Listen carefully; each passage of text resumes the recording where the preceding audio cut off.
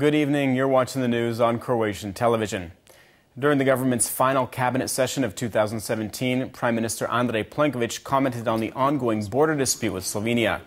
The Foreign Ministry has sent a diplomatic note to Slovenia asking them to avoid any unilateral moves to implement the controversial arbitration court ruling, something Slovenia's Prime Minister announced he would be doing tomorrow.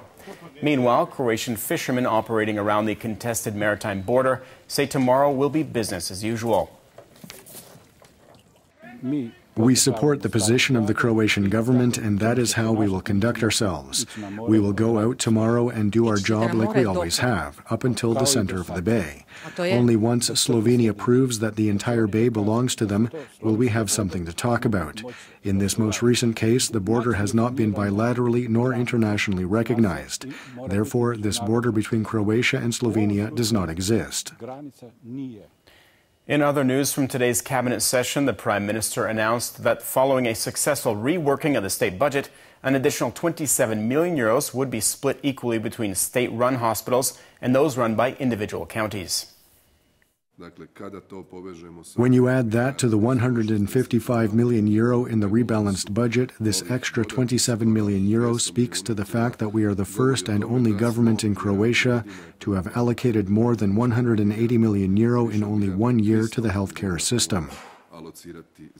In more healthcare news, the Health Ministry has begun accepting donations for the acquisition of special medicines for rare diseases not covered by the Croatian Health Insurance Fund. Information on how and where to donate is available on the ministry's website. The government also adopted guidelines for an active employment policy through to 2020, the first such move by a government to date. Labor Minister Marko Pavić explains. This is about a package of employment measures worth around 200 million euro this year, while next year they will be worth around 214 million euro. In addition to these measures, we have a specialized package of measures aimed at employing persons with disadvantages on the labor market, namely women, youth, and people with disabilities. In 2017, the HDZ-led coalition government held a total of 59 cabinet sessions. The Prime Minister and his government said they were pleased with their overall achievements in an otherwise challenging year. The Minister of Demographics, Family, Youth and Social Policy announced a further 133 million euros for demographic revitalization projects for 2018, while Finance Minister Zdravko Marić praised the country's improving macroeconomic situation. I can personally say that I am satisfied with what we have accomplished. I hope that we will finish up our finances for the year exactly how we had planned, especially regarding the rebalanced budget. And like I said prior to the holidays, I expect us to have made tremendous improvements. Defense Minister Damir Krstičević is on the second day of his official visit to Poland. Today he visited members of the Croatian contingent serving in the NATO mission along the EU's eastern frontier. On Friday, the minister will move on to Lithuania. I'm here to gain as much experience as I can. I'm only 21 years old, and I think it's great for someone as young as myself to be able to go back home and pass on my knowledge to others. I would like to congratulate all of our soldiers here in Poland on the successful completion of their mission so far. I would especially like to underline the fact that they've had 2 successful test firings of multiple rocket launchers, which has earned them the praise of our allies and partners.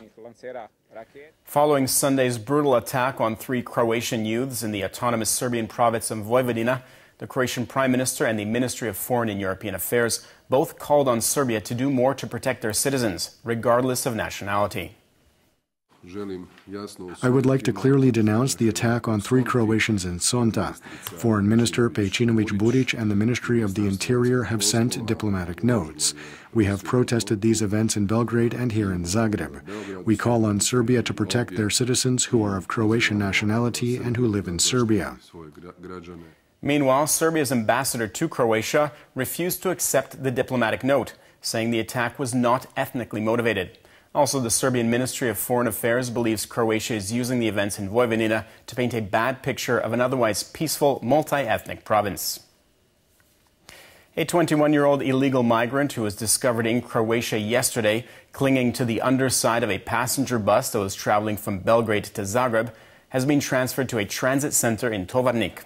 According to an agreement between Croatia and Serbia regarding illegal migrants, The man will be returned to Serbia.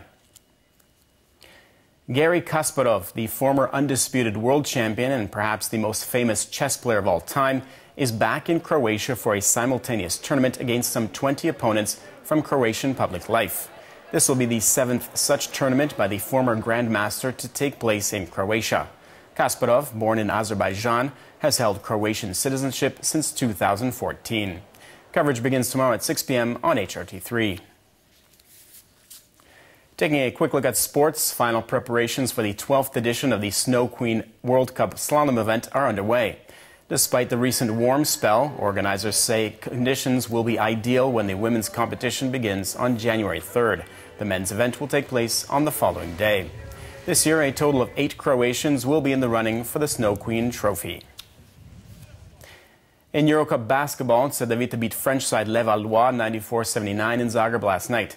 Cedevita had already qualified for the next stage of the competition, but with the win finished in 3rd place in Group A. Cedevita's first game of Group D in the final 16 is against Trento in Italy on January 3rd.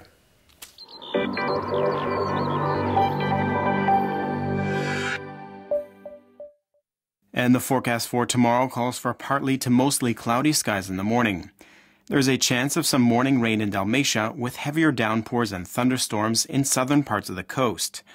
Lika and eastern Slavonia could see some sleet and snow early in the day. The afternoon will be sunny in most regions. Winds will be mild inland with a moderate northwesterly in Slavonia. The northern and central coast will see a moderate to strong northeasterly with gale-force gusts at the foot of the Velebit mountain.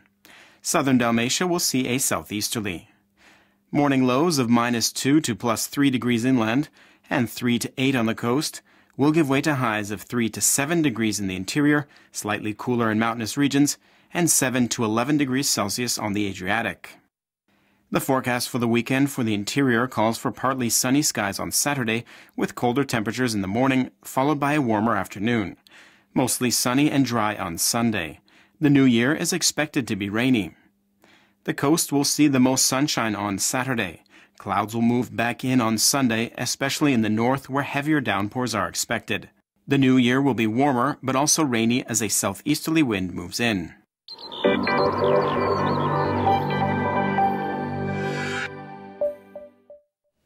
And that brings us to the end of our program. Thanks for watching. We'll see you again tomorrow night.